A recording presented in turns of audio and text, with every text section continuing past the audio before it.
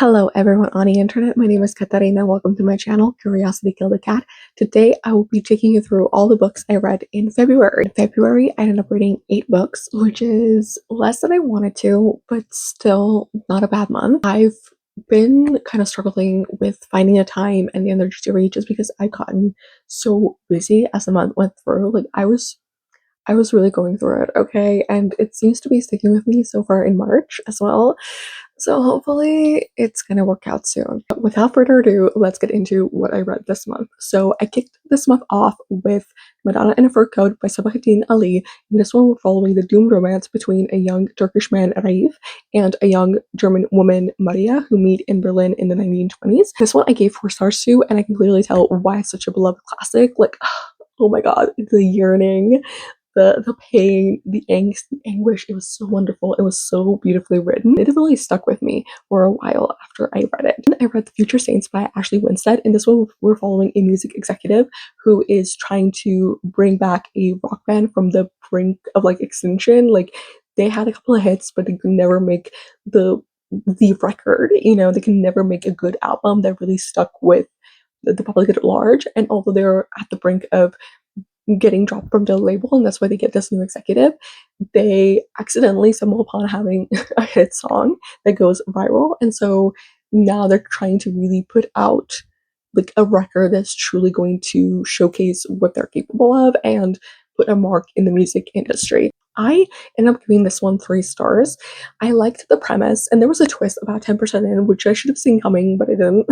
And in the beginning, I loved it.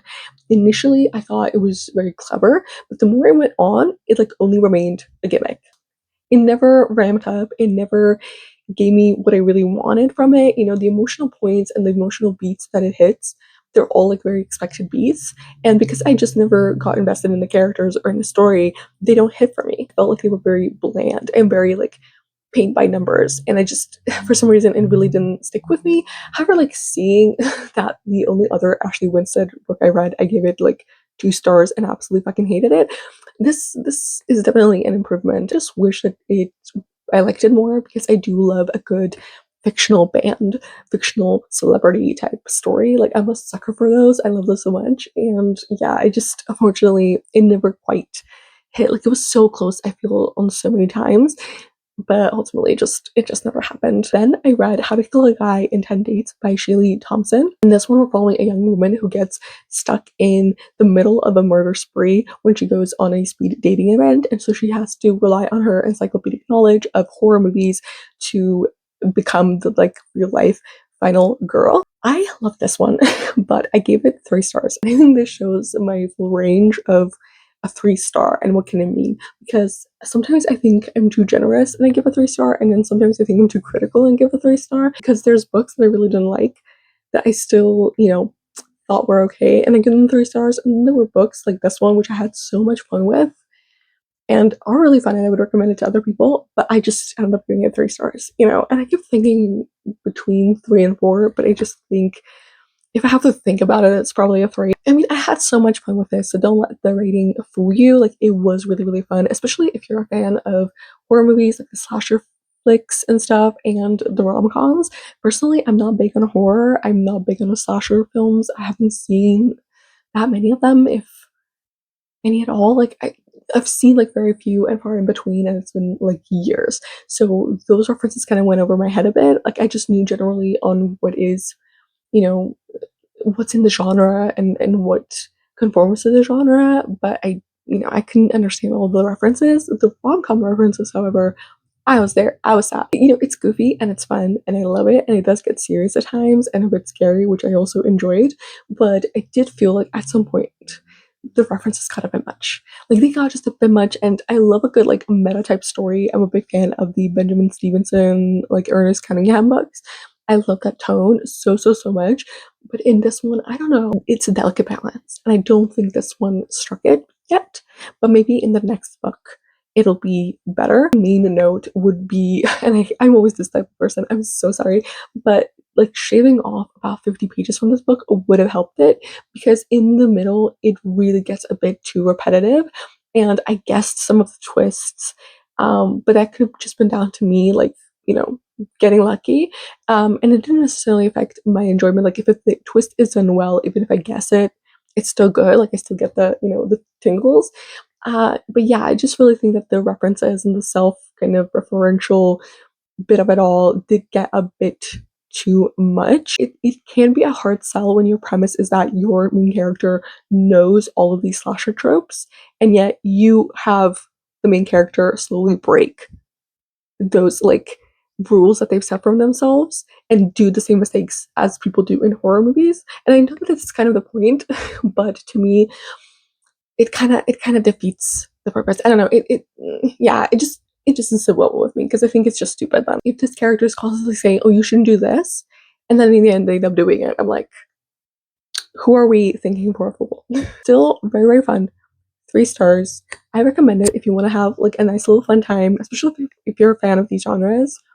Absolutely. Then I read Greedy by Kali Kasumi. In this one, we're following a gambling addict who masquerades as a private chef to a reclusive billionaire with deadly taste in order to pay back his debts. And in this one, 4 stars.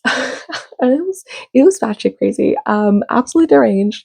I won't go into spoilers, but if you're thinking what I'm thinking, when you read this summary, it's what you're thinking.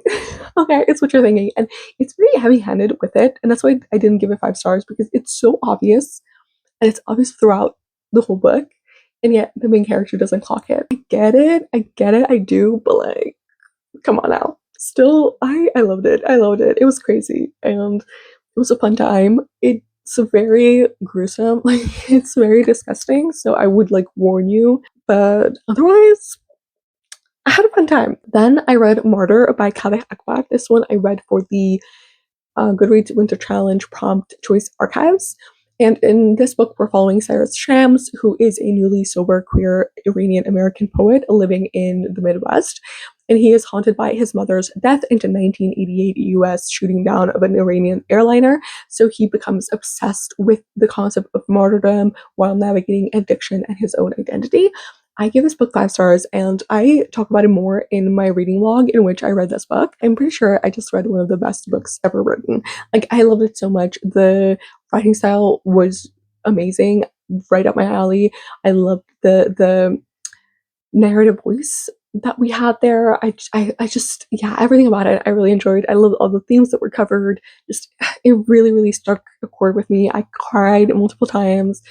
And yeah, it definitely deserves all the hype. If you want to maybe hear more about my thoughts, then go watch my reading log. Also, in that reading log, I read Station 11 by Emily St. John Mandel.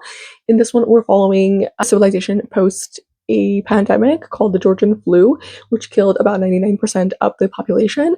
And the story follows these intertwined lives of before and 20 years after the outbreak, which focusing on the traveling theater troupe, the traveling symphony, as they navigate a dangerous new world while preserving our humanity and memories of the past. I give this one 5 stars. I was absolutely floored. I genuinely don't have the words to explain like all the ways in which I was touched by this book. I cried, I laughed, I sobbed. I just, it was so just beautiful, and all the themes that it covers and the different layers to the story that I kept clocking as I was reading. And I genuinely, I want to reread it again. Like, I just want to go and like read it 3 4 times actually, just so I can be sure that I grasp every single detail of it. I do want to watch the show, but I realize that it's not on my HBO Max. So apparently they removed it, and I'm like, and then y'all are against piracy, like HBO Max show that's not on HBO Max, which I have. So how else am I gonna watch it? But yeah, I absolutely love this one. It's one of my new all-time favorite books, hands down. I'm gonna be recommending it to absolutely anyone and everyone. And I'm still thinking about it. Like, it's been weeks, and I'm still thinking about that book. So it's that good. It's that good. Emily St. John Mandel, you got a fan in me. I'm gonna go through the backlog. I'm gonna wait for the new releases. Girl, you got me. The next book I read was The Ministry of Time by Kellyanne Bradley. This one I read for the Goodreads Winter Reading Challenge Prompt Sweeney Stories. And I also read this one in a reading log, so you can go and watch that one to maybe hear some more of my thoughts. Following this top secret project where they're taking selected figures from the past and bringing them back to the present and then reacclimating them to the present, right? And each person is assigned a bridge, a, another person who is meant to help them acclimate to, this current world that they're in, right? However, nothing is as simple as it seems, and neither is it in this book. Now, going back to like what I said about my full range for a 3-star, this one is on the lower half of it, even though when I started reading it and almost up to like the halfway point of the book, I was like, this could be a 4-star. Like this could be a for sure a 4-star. But I don't know, it just never gave me anything. Like it had a very interesting premise, very decent first half. I just kept hoping that it's gonna ramp up and get better. And unfortunately, like it never did. Like I'm literally in the log saying, yeah, I'm waiting for it to like start happening. Especially because I had one idea of what the book is going to be about, like what the storyline is going to be, and then I very quickly realized, oh, that's not what it's going to be about because that gets covered in like the first 50 pages, and I'm like, oh, okay, what's it going to be about then? But then once it does start happening in the last like 50 pages, I'm like, yeah, I don't like this. I love time travel, but I didn't like how it was utilized here near the end of it. And also for a first person POV in a book, it felt very impersonal and at times could even get confusing. Now, I say in my vlog and I'll say here, I don't know if that was just due to the translation that I was reading because I was reading it in Croatian. That could be the case. But yeah, I just didn't like it. Definitely a big disappointment for me because I heard great things about it and it just wasn't that good for me. Final book I read in February was And Now Back to You by BK Borison. This one was for the buzzword challenge prompt keyboard keys. So in the title, there needed to be a keyboard key, and I kind of cheated. I used back as the keyboard key, like in backspace, and also back. There's a shortcut on your keyboard with sort of alt. I think the left arrow or something like that, and so I can use it for that. In this one, we're following two competing meteorologists who are forced to find common ground in this opposites attract When Harry Met Sally romance. I also read this one in a reading log and I give more thoughts in that one, so you can go check it out on my channel. But ultimately, I ended up giving it 4 stars, even though I really, really loved the first book in the series. This one just didn't hit as well for me. I just didn't love it as much. It was very cute, and the sexy scenes, especially, were so good. I love Vicky Borson. She never fails in that regard. However, I don't know. It just, I just didn't make me all happy and giggly and kicking my feet, and that's what I want in a romance. It was just missing that little something. I also say in my reading log that I had a certain idea of what it was going to be when it was given this like comparison to When Harry Met Sally, and it is not that. There are some like scenes that are direct like one-to-one homage to it and like some references, but I always assume like if you're gonna do a When Harry Met Sally romance, it's gonna have to be like a long friendship that's always on the verge of romance, but you don't want to cross that line, like you want to keep that friendship, etc. And then ultimately like you realize you are in love with that person and you want, you're forever with that person to start right away, right? The iconic lines at the end of the movie. This wasn't that. Like, this was not that storyline. Is it a bad storyline? No. But, like, a road trip doesn't necessarily make When Harry Met Sally romance, in my opinion. Like, you can't just, like, put two people in a car and have them in a car for a bit. And that's it. Like, that trope is about that friendship and about, like, whether or not you're gonna take the step into romantic love or keep the platonic friendship and platonic love. Like that's to me the trope. It's literally a Taylor Swift song in the friendship. This book wasn't giving me that. And that's why it didn't work for me completely, but I'm still super excited to continue the series. And I did enjoy this one. 4 stars, still a great rating, especially for a romance, because I can be quite difficult with my romances. But yeah, it was still fine. I had a really good time with it. It just wasn't what I was looking for. So there you have it, folks. Those are the 8 books that I read in February.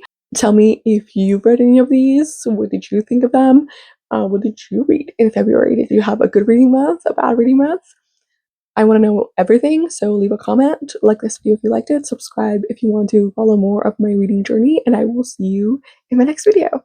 Bye!